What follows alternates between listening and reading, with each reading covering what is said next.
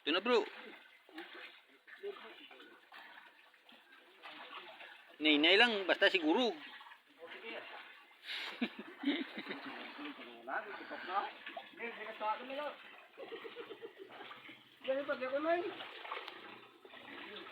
Amo ning obra nila ni Gusten guys.